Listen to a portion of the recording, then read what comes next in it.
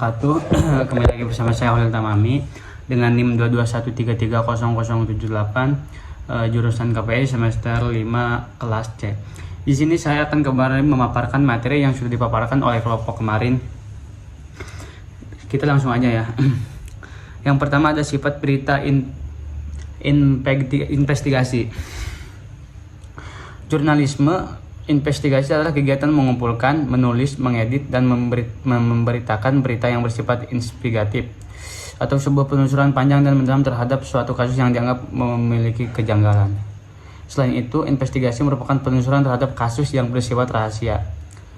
Investigasi memiliki tujuan utama yang mengumpulkan informasi yang berkaitan dengan kasus-kasus kejahatan yang terjadi dalam negeri, kemudian dipublikasikan kepada masyarakat luas.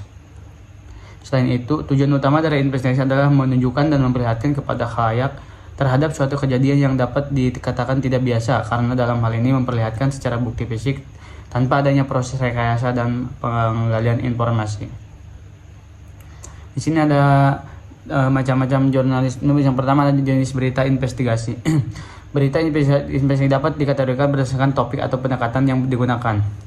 Jenis berita ini investigasi memiliki peran penting dalam masyarakat karena mampu membongkar kasus korupsi, pelanggaran hak asasi manusia, atau ketidakadilan lainnya yang merugikan masyarakat.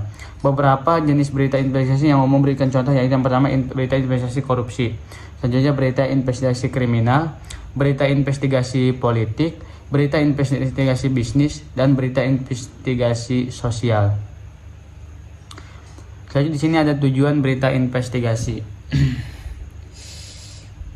Berita investigasi memiliki beberapa tujuan penting dalam jurnalisme. Antara lain yang pertama ada mengungkap kebenaran.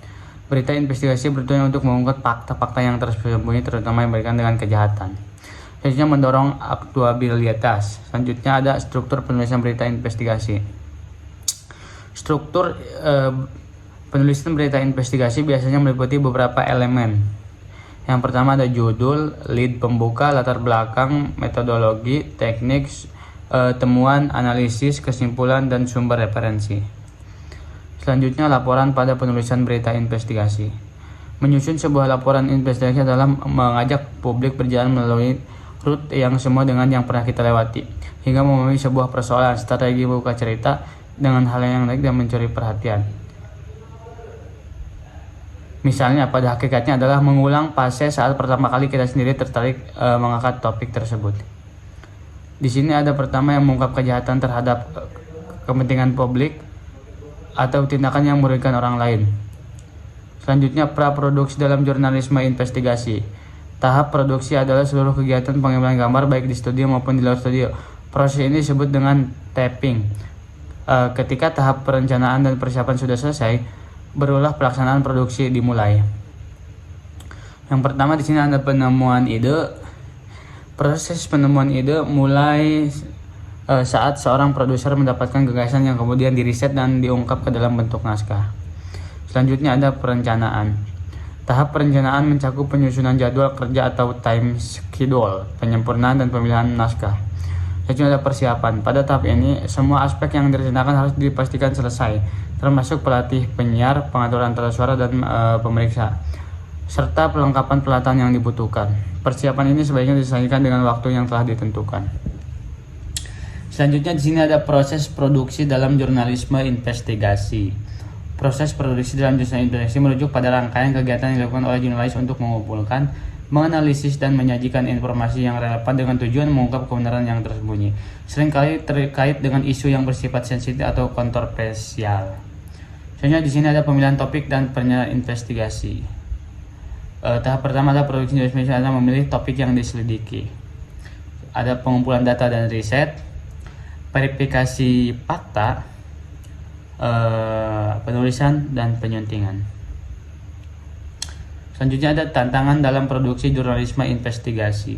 Pertama ada risiko terhadap keamanan jurnalis, keterbatasan sumber daya, tekanan dari pihak yang terlibat, serta pasca produksi jurnalisme investigasi.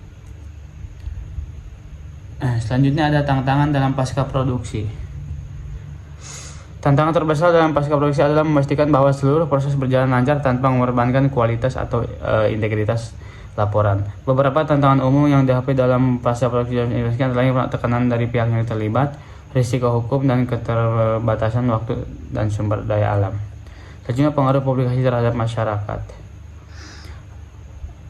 Publikasi laporan investigasi dalam puncak dari seluruh proses produksi dan tanpa memiliki dampak yang signifikan pada masyarakat.